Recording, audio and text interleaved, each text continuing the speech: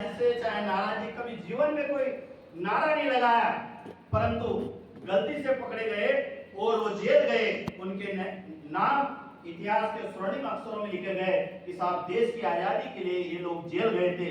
मैं दुर्भाग्यशाली व्यक्ति हूँ, मुझे वो दृश्य आज भी याद आ रहा। मैं पछता रहा कि मैं क्यों जेल नहीं चला गया, मैं अपने आप को क्यों समर्पण नहीं कर दिया, मैं अपने हाथों में हथकड़ियां क्यों नहीं डला सका।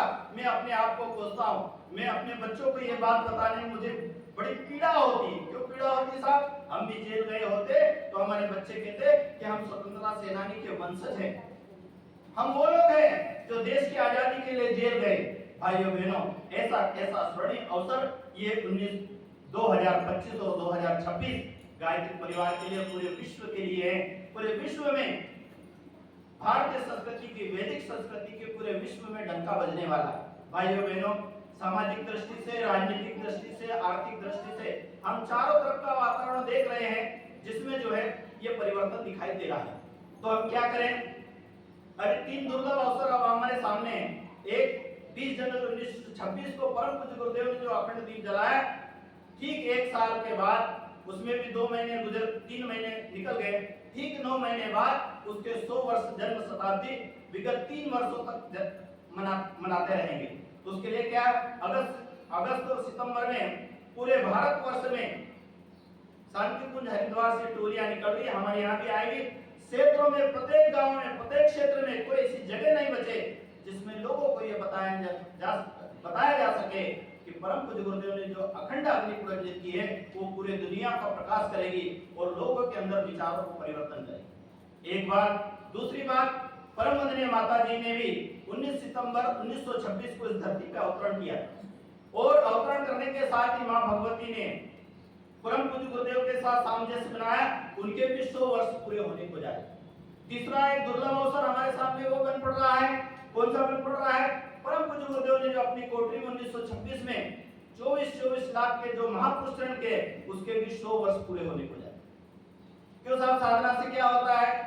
ऐसे अभी कई लोग पूछते हैं साहब आप 9 दिन तक जो है 30 माला जप कर लेते हैं, फिर और अभी चैत्र नवरात्रि, एक नवरात्रि और अभी जून में आएगी जिसको गुप्त नवरात्रि कहा जाता है, उसमें फिर आप 30 माला का जप कर लेंगे। ओम गुरुवत्स क्या मिलने वाला है? आपको मैं एक सत्य घटना बताता हूँ। जो पुराने साधक भाई है 1955-56 की अखंड ज्योतियां जिन्होंने पढ़ी होगी या चिन्मय भाई साहब के दिन में स्पीच सुने होंगे, आपने सुना होगा। एक सत्य घटना है उत्तर प्रदेश की, वस्त्र चक्र करके एक स्थान है उत्तर प्रदेश में।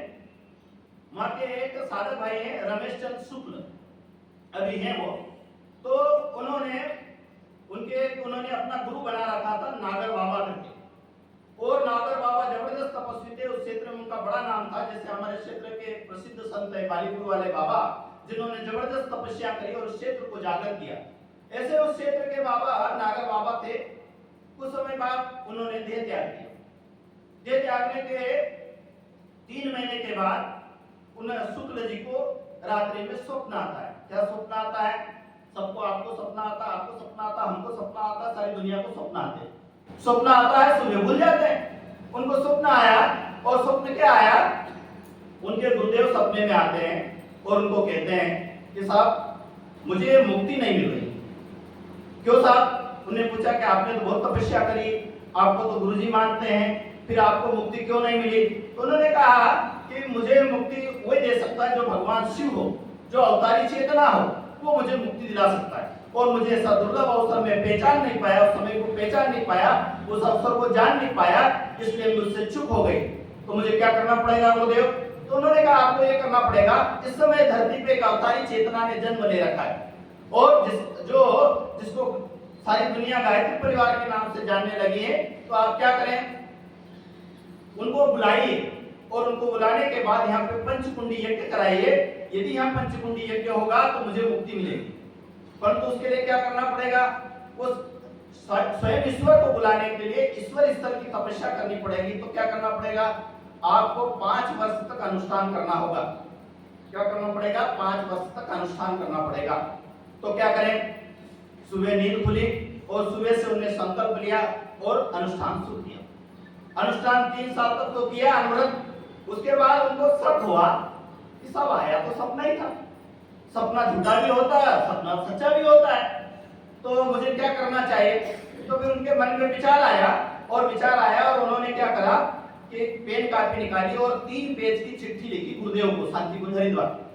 नाम पता इधर उधर से पता किया, उन्हें लिखा, क्या लिखा कि साहब हमारा क्षेत्र बड़ा पिछड़ा हुआ क्षेत्र है, यहाँ के लोग धार्मिक नहीं है और यहाँ के लोगों के जीवन में व्यसन बहुत हैं, और तो क्या करें कि हमने सुना है कि आप गायत्री के सिद्ध साधक हैं और आप इस क्षेत्र में आइए और गायत्री यज्ञ कीजिए। ये कतई नहीं लिखा कि मेरे गुरुदेव सपने में आए, मुझे अनुष्ठान करने के लिए कहा, ऐसा कुछ भी नहीं लिखा।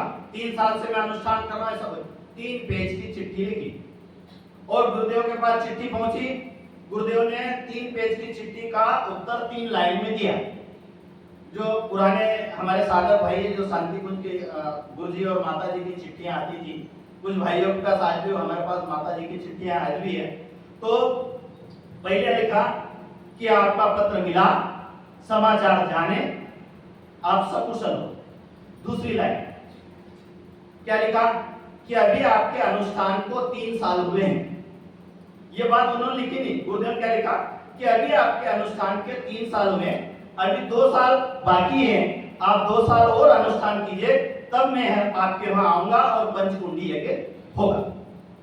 तीसरी लाइन में लिखा कि जैसे ही आप के पूर्ण होंगे तो आपको संकेत मिलेगा और आपने तैयारियां शुरू कर दी। वो जैसे चिट्ठी वापस आई, उन्होंने फिर से अनुष्ठान को अनुरोध करा। अनुष्ठान चलता रहा, 5 साल हुए। गुरुदेव ने उनको संकेत दिया, उसने कार्यक्रम की तैयारी करी, बड़े शानदार ढंग से पंचकुंडी यज्ञ संपन्न हुआ। उसके बाद की घटना जो हमारे गायत्री परिवार के साधक भाई हैं या जो भी अध्यात्म में रुचि रखते हैं उनके लिए बड़ा महत्वपूर्ण है। क्या महत्वपूर्ण है? पूरा कार्यक्रम संपन्न होने के बाद रमेश चंद्र शुक्ल को बुलाया और कहा कि आप यहाँ खड़े रहिए। जो 10 बाई 10 का कमरा था जिसमें नागर बाबा ने अपने भौतिक देह त्यागी थी, गुरुदेव अंदर घुसे, अंदर से दरवाजा लगा दिया और आधे घंटे तक कमरा बंद रहा, सुनसान रहा। आधे घंटे के बाद उन्होंने दरवाजा खोला और रमेश चंद्र शुक्ल को बुलाया और क्या कहा कि आपको अपने गुरुदेव से मिलना हो, कोई बातचीत करना हो तो आप मिल लीजिए। उसको समझ में नहीं आया, बोले गुरुदेव आप कह क्या रहे हो? बोले मैं वही कह रहा हूँ कि आपने गुरुदेव से मिल लीजिए। उसने कहा साहब मेरे गुरुदेव को डेथ आगे के 5 साल 3 महीने हो गए, क्योंकि उनके मरने के 3 महीने बाद उनको सपना आया, उसके बाद उसने 5 साल का अनुष्ठान किया, वो कैसे हो सकते? उन्होंने कहा। वो जैसे अंदर घुसे तो देखा कि उन्हें कोने में सशरीर जो है नागर बाबा खड़े हैं और उनको जैसे ही देखा उन्हें प्रणाम किया और उन्होंने जो बात कही वो आपके हमारे लिए जो है हमारे लिए नहीं, हमारे आने वाली पीढ़ियों के लिए बड़े काम की थी। उन्होंने कहा कि बेटा आपने बड़ा शानदार काम किया, मुझे मुक्ति दिलाई, उसका तो पुण्य आपको मिलेगा ही मिलेगा। ये जो पंडित श्री राम शर्मा आए हैं ये सामान्य नहीं है, ये अवतारी चेतना साक्षात भगवान शिव है। इनका पल्लू पकड़ लेना और उनको छोड़ना मत। और वही रमेश चंद्र शुक्ल ने अभी 2 से 2.5 साल पहले एक परम पूज्य गुरुदेव की विराट प्रतिमा उत्तर प्रदेश में बनाई और चिन्मय भाई साहब, प्रणव पंड्या भाई साहब आए और उस चित्र का अनावरण किया था। तो क्या बात है, शायद आप हम समझ नहीं रहे, परंतु ये साधना में बड़ा तब्बल होता है, साधना में बड़ी जबरदस्त ऊर्जा होती है, आपको हमको पता नहीं चलता। जो पिक्चरों में दिखाया जाता है, जो टीवियों में दिखाया जाता है कि साहब ये क्या और देवता प्रकट हो, ऐसा प्रकट नहीं होते हैं, ईश्वर व्यवस्थाएं बनाते हैं। एक और घटना प्रज्ञा पुराण में गुरुदेव ने लिखी है, शायद अधिकांश भाइयों ने सुनी होगी, चिन्मय भाई साहब की स्पीच में। घटना वैसे केलो पर ने के परम पूज्य गुरुदेव ने उसको पुनः उदाहरण किया है कि एक वहाँ के डॉक्टर के नाम सुना होगा, जो साइंस के टीचर हैं, जो साइंस जिन्होंने पढ़ा है, डॉक्टर मार्क केनर दुनिया के एक बहुत बड़े कैंसर विशेषज्ञ थे और ऐसे विशेषज्ञ पूरे वर्ल्ड में उनके समकक्ष कोई नहीं था। उन्होंने एक सेमिनार का आयोजन किया। उस सेमिनार में पूरे विश्व के डॉक्टरों को आमंत्रित किया गया, जिनका उनको चीफ गेस्ट बनाया गया। अब उन्होंने 2 फ्लाइटें बुक कराई थी कि सहयोग से एक कैंसिल हो जाए तो दूसरी तैयार है, परंतु प्रकृति का ऐसा वातावरण निर्मित हुआ, ऐसा वातावरण तूफान पैदा हुआ कि एक फ्लाइट कैंसिल हुई, दूसरी फ्लाइट कैंसिल हुई। डॉक्टर ने तय किया कि यदि मैं नहीं गया तो पूरा सेमिनार कैंसिल हो जाएगा। और उन्होंने क्या करा, आसपास ड्राइवरों को ढूंढा, तूफान इतना ज्यादा था, सबने मना कर दिया। फिर डॉक्टर साहब ने खुद ने अपनी कार निकाली और ड्राइविंग शुरू करी। 4-5 घंटे जैसे तैसे उनने कार चलाई। उसके बाद में तूफान इतना भयावह हो गया कि वो कार चलाना असंभव था। उन्होंने जैसे ही कार रोकी और देखा कि दाएं बाएं कोई आसरा हो, तो देखा एक कच्चा मकान दिखाई दे रहा था। उसने जैसे तैसे कार पार्किंग करी और उस मकान पर दरवाजा ठोका। अंदर से एक अम्मा जी आई। उन्होंने कहा साहब आइए, कि हमारे भारतीय संस्कृति कहा जो अतिथि होता देवता होता है, भगवान तुल्य होता। उसको बिठाया और कहा, वो थके थे, उन्होंने जल दिया, वो भोजन का टाइम हो गया था। उन्होंने कहा साहब आप कौन है, क्या है, हम जानते नहीं, पर हमारी एक ऐसी इच्छा है कि आप कुछ भोजन कर लो।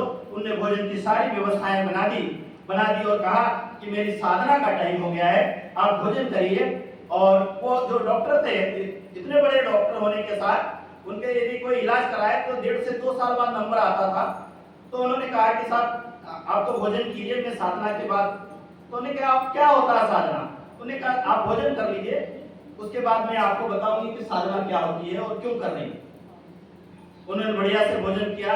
आधे घंटे का उनका जब अनुष्ठान था उन्होंने पूर्ण किया और वो आए। उन्होंने कहा बताइए साहब आपकी साधना क्या है और क्या कर रहे हैं? उन्होंने कहा कि हमारे गुरुदेव ने कहा है कि आपके जीवन में कोई कष्ट हो, आपके जीवन में कोई समस्या है, तो उसका एक ही समाधान है, आप दुनिया के सामने कहने जाओ तो लोग आपका मजाक बनाएंगे, आप हंसी के पात्र बनेंगे, कोई मदद करने के लिए तैयार नहीं होगा। तो फिर क्या करें?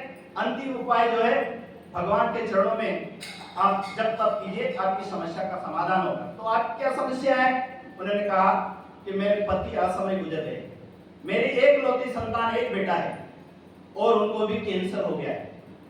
और मैंने सुना है कि दुनिया में कोई बहुत बड़े डॉक्टर है जिसका नाम है डॉक्टर मार्क केनर, परंतु मैं इतनी गरीब हूं कि मेरे पास इतना पैसा नहीं है और उसके नंबर लगाने में 2 से 3 साल लगते हैं। पर मेरे गुरु ने कहा है यदि आप इस अनुष्ठान का पालन करेंगे तो ईश्वर ऐसी व्यवस्था बनाएंगे कि हो सकता है डॉक्टर चल के आपके घर आ जाए। भाई और बहनों, डॉक्टर के आंखों से आंसू आ गए। वो नास्तिक थे, उन्होंने कहा वो डॉक्टर मार्क केनर मैं ही हूँ जिसने ईश्वर ने इतनी एक का इलाज करने के लिए सारी प्रकृति में पल्लव मचा दिया, तूफान मचा दिया, हवाई यात्राएं कैंसिल कर दी। तो भाई और बहनों, आप हम जो जब तक अनुष्ठान कर रहे हैं, यदि हमारे पूर्व जन्म के प्रारब्ध कर्म है तो कट जाएंगे, और यदि प्रारब्ध कर्म नहीं है तो हमारे जीवन में उत्तरोत्तर उन्नति और प्रगति होगी। आप और हम सौभाग्यशाली हैं, भाग्यशाली हैं। इसलिए हमारा पुनः निवेदन है कि 2025, 2026 इन 2 वर्षों में हम व्यवसाय करते रहे, हम नौकरी करते रहे, हम बिजनेसमैन करते रहे, हम घरेलू कार्य करते रहे, पर उसके साथ कम से कम आधे घंटे का समय निकालें। हमारा जो भी मंत्र है, चाहे ओम भूर्भुवस्सुवः कहें, चाहे ओम नमः भगवते वासुदेवाय कहें, चाहे जो मंत्र हम कहें, हम जपते रहें, परंतु आधे घंटे का समय निश्चित, जैसे वो बहन जी ने कहा कि साहब अतिथि आप भोजन करिए, पर हमारी साधना का टाइम हो गया। तो आपको हमको सबको साधना के लिए समय निकालना है। इसी बात को लेकर